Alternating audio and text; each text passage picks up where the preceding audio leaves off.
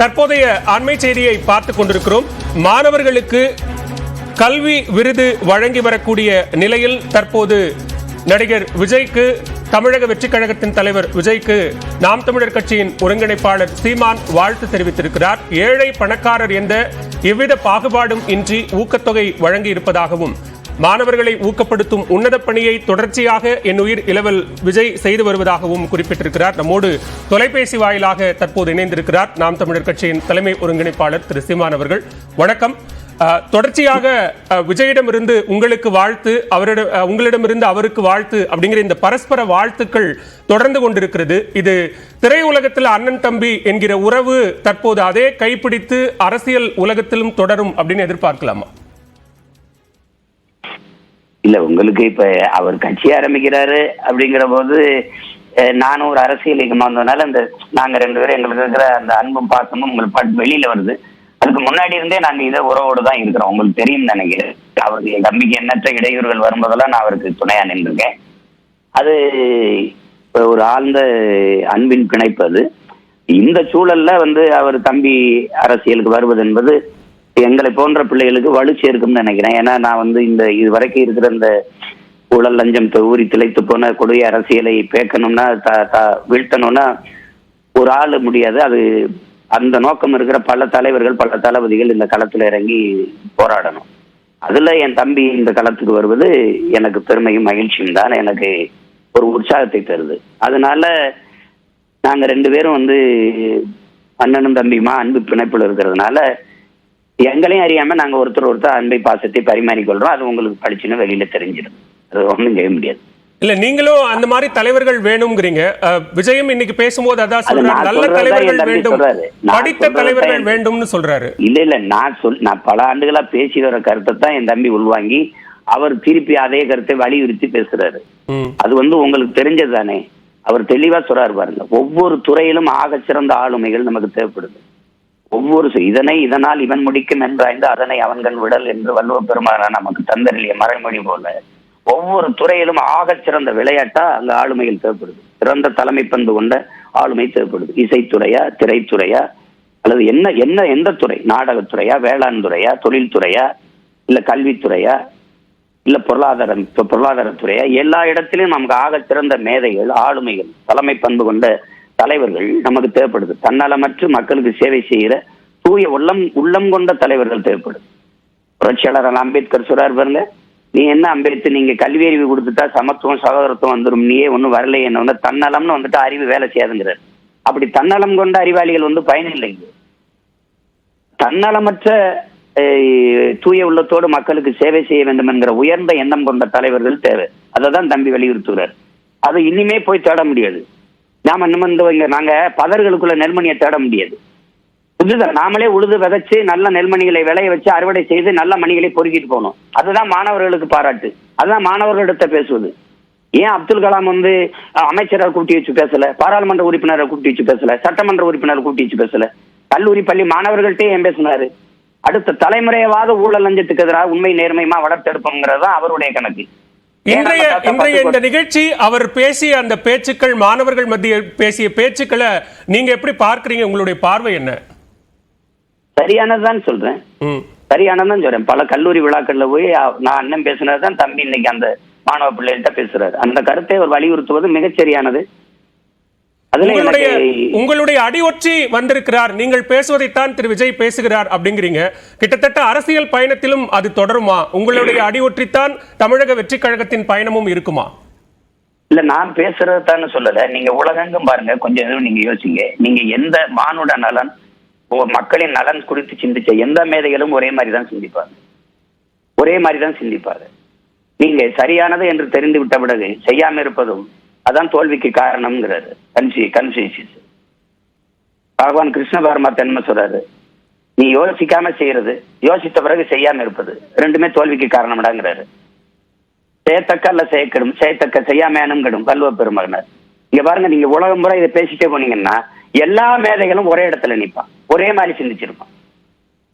அதான ஏன் என்ற கேள்வி எதற்கும் கேட்பீர், எப்படி என்ற விளக்கம் யாவற்றுக்கும் கேட்பீர் சாக்ரட்டிஸ். எது ஒன்றையும் சந்தேகி மார்க்ஸ். எப்பொருள் யார் யார் கேட்பினும் அப்பொருள் மெய்ப்பொருள் காண்பதறிவு வள்ளுவ பெருமானார். அப்படித்தான் அண்ணனும் தம்பியும் அது போன்ற சிந்திக்கிற எல்லா தலைவரும் மக்கள் நலன் கொண்ட தலைவர்கள்லாம் ஒரே மாதிரி தான் சிந்திக்க முடியும், பேச முடியும். அதான் அண்ணன் பேசுறேன் அன்னைக்கு, இன்னைக்கு தம்பி பேசுறாரு, நாளைக்கு இன்னொரு தம்பி பேசுவாரு, எங்க 2 பேருக்கு இளைய இன்னொரு தலைமுறை வந்து பேசும். அது எது நோக்கம் இருக்கிறவங்கலாம் ஒரே பாதையில தான் பயணிக்க முடியும். ஊழல் லஞ்சத்தை ஒழிக்கணும்னா அதுக்கு ஒரு வழி தானே இருக்க முடியும். அப்ப அந்த வழியில தானே எல்லாரும் பயணிக்க முடியும். அதை தான் அவர் பேசுறாரு. அதை வரவேற்கத்தானே செய்யணும். நான் மட்டும் வரவேற்கிறேன்னு இல்லை, இந்த நாடு மக்களும் நல்லா இருக்கணும்னு எண்ணம் கொண்ட எல்லாருமே என் தம்பியோட செயலை வரவேற்கத்தான் செய்வாங்க, அவர் பேச்சை வரவேற்கத்தான் செய்வாங்க. அரசியல் ரீதியா தன்னுடைய இலக்கு 2026 சட்டமன்ற தேர்தல் தான் அப்படின்னு விஜய் தெளிவா சொல்றாரு. அந்த பயணத்துல நாம் தமிழர் கட்சியும் திரு சீமான் விஜய் இணைந்து பயணிப்பீர்களா?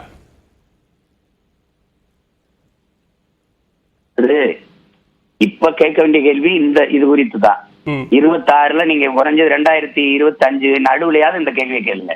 இப்ப கேட்க வேண்டிய இப்ப இந்த கேள்விக்கான அவசியம் ஏற்படல. கொஞ்சம் பொறுங்க, அது காலம் இருக்கு. உடனே அண்ணன் இந்த நெல் வந்து எத்தனை மூட்டை விளையும் அப்படின்னு விதைக்கும் போதே கேட்காதீங்க. அறுவடைக்கு விளைஞ்சி நிக்கும் போது கேளுங்க, அண்ணன் இது எத்தனை மூட்டை விளையும் வரும், அறுவடை அறுக்கும் போது எத்தனை மூட்டை வரும் அன்னை கேளுங்க. நானும் சொல்றேன், என் தம்பியும் சொல்வார். இப்ப விட்டுங்க.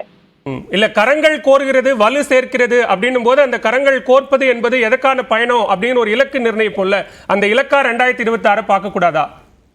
இருக்கலாம். 2 பேருக்குமே இலக்கு 26 தான். களம் யாருக்கு 2026? களம் எங்களை போல புதிய ஆற்றல்களுக்கு தான். அதிகாரத்துக்கு வராத எளிய பிள்ளைகள் நல்ல அரசியலை இந்த மண்ணில் உருவாக்க வேண்டும் என்று, நல்ல ஆட்சி மலர வேண்டும் என்று துடிக்கிற எங்களை போல பிள்ளைகளுக்கு தான் 26 களம். 2026 முதலமைச்சர் முகங்களுக்கு நிறைய போட்டிகள் இருக்கு, நிறைய வாய்ப்புகள் இருக்குன்னு பேசப்படுது. அதுல விஜயும் கூட அந்த பட்டியலில் இருக்காரு. அப்போ முதலமைச்சர் வேட்பாளராக விஜய் முன்னிறுத்தப்படுவார் அப்படின்னு பார்க்கணுமா? எது ஒன்றையும் தீர்மானிக்கக்கூடியது மக்கள் தான், அவங்க தான் முடிவு செய்யணும். அதனால நம்ம இங்க வந்து சோசியம் பார்த்துட்டு இருக்க முடியாது, சாதக நோட்டை வச்சு யாருக்கு இது அதெல்லாம் பார்க்க முடியாது, குறி சோசியம்லாம் சொல்லிட்டு இருக்க முடியாது. எல்லாத்தையும் தீர்மானிக்கக்கூடிய ஆற்றல் அது என் மக்கள்கிட்ட இருக்கு. அவங்க கையில ஒப்படைப்போம், உழைப்போம், அவ்வளவுதான் நாங்க செய்ய முடியும். அது அன்னைக்கு யோசிப்போம். மாணவர்கள் மத்தியில் பேசின விஷயத்தை ரொம்ப அடிக்கோடிட்டு காட்டினீங்க. அதுல மிக முக்கியமாக அவர் சொன்னது போதைப் பொருள் பயன்பாடு விஷயத்தை ரொம்ப வலியுறுத்தி சொன்னார். சமீபத்தில் நடந்த போதைப் பொருள் கள்ளச்சாராய மரணங்கள் குறித்தும் கூட பேசினார். அது குறித்து உங்களுடைய பார்வை? இல்ல, இந்த கள்ளக்குறிச்சி சாராய அந்த பாதிப்பை மட்டும் தம்பி மனசுல வச்சு சொல்லல. எனக்கு வந்தது மாதிரி அவருக்கும் செய்தி வந்திருக்கும், உங்களுக்கும் தெரியும். ஊடகத்தில் இருக்க என்ன சகோதர சகோதரிகள் உங்களுக்கு தெரியாது இல்லை. நம்ம மண் வந்து இப்ப ஒரு போதை கலாச்சாரத்தில் மூழ்கிவிட்ட ஒரு மண்ணா மாறிடுச்சு. டாஸ்மார்க் சரக்கு மட்டும் இல்ல, கள்ளச்சாராயம் மட்டும் இல்ல, போதைப் பொருள் கஞ்சா அப்படின்னு, கொக்கைன் இந்த அப்படின்னு, அப்புறம் இந்த ஸ்டாம்பு, இந்த மாத்திரைகள், ஊசி, இது மாதிரி எல்லாம் வந்துட்டுது. அது என்னை போன்ற ஆண்களுக்கு வந்து அடிக்கடி பாதிக்கப்பட்ட குடும்பங்கள்ல இருந்து கல்லூரி பள்ளிகள்ல வேலை செய்யற ஆசிரியர் பெருமக்கள், பேராசிரியர் பெருமக்கள் எடுத்து சொல்றதெல்லாம் நான் பாக்குறேன். இதை எப்படியாவது தடுக்கணும்னு மாணவர்கள் வந்து தவறான பதைக்கு ரொம்ப சின்ன சின்ன பிள்ளைகள்லாம் அப்படி போயிடுறாங்க அப்படின்னு. அது இளம் வயது பிள்ளைகள் இந்த மது மயக்கத்துல கற்பமாகிறதெல்லாம் ரொம்ப நடந்துருது. அதெல்லாம் வந்து தாங்க சகிக்க முடியாது. மண்ணை மக்களை உயிரா நேசிக்கிற ஒரு எந்த மகனாலையும் இது தாங்கிட முடியாது. என் மகனுக்கு என் மகளுக்கு வந்தா தானா, அப்பதான் எனக்கு வலி வருமா, எனக்கு மனசு கஷ்டமா இருக்குமா? என் வீட்டு குறையிலே நான் தண்ணி எடுத்துட்டு வர மாட்டேனா? பக்கத்து வீட்டு குறையிறும் போது யாருமே தண்ணி எடுத்துட்டு வர மாட்டாங்களா? அதுதான் தப்பு. அதனால அது அவருக்கு தெரிய வரும்போது அவர் கண்டிக்கிறார். இந்த கள்ளக்குறிச்சி சம்பவத்தை வச்சுட்டுல ஏன் மரக்காணத்தில் நடந்தது, ஏன் மற்ற இடங்கள்ல நடக்கிறது? இன்னைக்கு எல்லாருக்குமே தெரியும், பரவலா பள்ளி கல்லூரிகளில் மது பழக்கம், இந்த போதை பொருள் பழக்கம் அதிகமாயிடுச்சுன்னு தெரியும். அது தெரிஞ்சுதான் சொல்றாரு. அது தெரிஞ்சு குறிப்பா மாணவர்களை நம்ம விழிப்புணர்வு ஏற்படுத்தி எச்சரிக்க வேண்டிய பொறுப்பும் கடமையும் இருக்கிறதுனால ஒரு தலைவனா ஒரு தகப்பனா அதை குறிப்பிட்டு சொல்றாரு. அது வரவேற்கத்தக்கது தானே. அரசியல ஒரு கரியரா சூஸ் பண்ணக்கூடிய ஒரு நிலைமை வரணும் அப்படிங்கிற ஒரு கருத்தையும் சொல்றாரு. சமீபத்தில் மக்களவை தேர்தலில் ஈவன் நாம் தமிழர் கட்சியின் சார்பில் போட்டியிட்ட வேட்பாளர்களில் கூட பெரும்பாலானவர்கள் மருத்துவர்கள், பொறியாளர்கள், பேராசிரியர்கள், ஆசிரியர்கள் அப்படின்னு எல்லாரும் போட்டியிட்டாங்க. அந்த சூழல் இனிமேல் வரணும்னு சொல்றாரு. அது ஏற்கனவே வந்துடலையா? அது பத்தலன்றாரு, எல்லாரும் வரணும்ன்றாரு.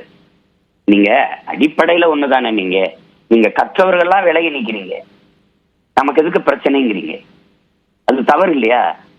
நீங்க என்ன செய்றீங்க, மாணவர்களுக்கு அரசியல் எதுக்குங்கிறீங்க. நீங்க அரசியலை விட ஆக சிறந்த கல்வி உண்டா? அரசியலை கற்பிக்காத கல்வியா? அரசியல்னு தனியா இருக்கு. அரசியலுக்கு தனியா படிக்கிறாங்க. அரசியல்னு ஒரு பாடத்தை தனியா எடுத்து படிக்கிறாங்க. படிக்கல ராகுல் காந்தி படிக்கல, அகிலேஷ் படிச்சுட்டோம் இல்லையா, ராஜேஷ் பைலட் படிக்கலையா? தனியா அரசியலை பாடமா படிக்கிறாங்க.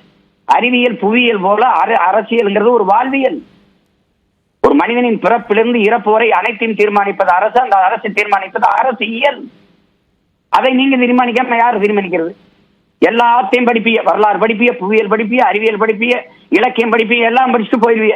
ஒன்னும் படிக்காதவன் அரசியலுக்கு வந்து அமைச்சராயிருவான். ஐஏஎஸ் எங்க பணியமர்த்தணும், இந்த மருத்துவரை எங்க எந்த கல்லூரிக்கு டீனா போடணும், இவரை எங்க இந்த ஐபிஎஸ் தூக்கி மாத்தணுங்கிறத நான் ஒன்னும் படிக்காதவன் நான் முடிவெடுப்பேன். நாட்டையே ஆள்ற முதலமைச்சரை அரசியல் பேசலாம். நீதிபதி பேசிடக்கூடாது, வக்கீல் பேசிடக்கூடாது, மருத்துவர் பேசிடக்கூடாது, மாணவர் பேசிடக்கூடாது, ஆசிரியர் பேசிடக்கூடாது. அப்போ அடி முட்டாள்கள் பேசலாம். கற்றவன் தானங்க மற்றவனுக்கு வழிகாட்டணும். இது என்னங்க உலக நியதி? 18 வயசுல ஓட்டு போடலாம், ஆனா அரசியல் பேசிடக்கூடாது. 21 வயசுல மாவட்ட ஆட்சியரா வந்து அரசியலை தேர்தலை நடத்திட முடியும், ஆனா 25 வயசுல தான் தேர்தலில் போட்டியிட முடியும். இது ஒரு அமைப்பு. என்ன கொடுமையா இருக்கு பாருங்க. 18 வயசுல தனக்கான தலைவனை தேர்வு செய்ய ஓட்டு போடுற மாணவனுக்கு அரசியல் பேசக்கூடாதா? எது சரி தவறு, எவன் சரியான தலைவன் விவாதிக்கிற உரிமை இல்லையா? சிந்திக்கிற பேசுகிற உரிமை இல்லையா? மாணவர்கள் அரசியல் பேசக்கூடாதுன்னா இதெல்லாம் என்னது? அதனாலதான் அவர் சொல்றாரு, அரசியல் ஒரு பாடம், பெரும்பாடம். அதுதான் இந்த கோயில் நடக்கணுமா, இந்த கோயில் அன்னதானம் நடக்கணுமா தீர்மானிக்கிறது அரசு. இந்த கோயில மூடணும், இந்த கோயிலை திறக்கணும், இந்த கோயிலை நம்பி வழிபடணும், இந்த கோயில வழிபடக்கூடாதுன்னு முடிவு பண்றது அரசு. அந்த அரசு முடிவு பண்றது அரசியல். அப்புறம் அந்த அரசியலை தீர்மானிக்காம என்ன வேலை இருக்குது? நீங்க அரசியல் வேணாம்னா வானமே இல்லாத பூமியில வாழ போறேங்கிறது கோப்பானது. மனித உடலில் இருந்து உயிரை பிரிப்பு, வாழ்வில் இருந்து அரசியலை பிரிப்பது ரெண்டும் ஒண்ணுதான். மிக்க நன்றி திரு சீமான். இணைப்பில் வந்து பல்வேறு கருத்துக்கள், இன்றைய தமிழக வெற்றிக் கழகத்தின் கல்வி விருது தொடர்பான பல்வேறு கருத்துக்களை எங்களோடு பகிர்ந்து கொண்டமைக்கு மிக்க நன்றி. நன்றி.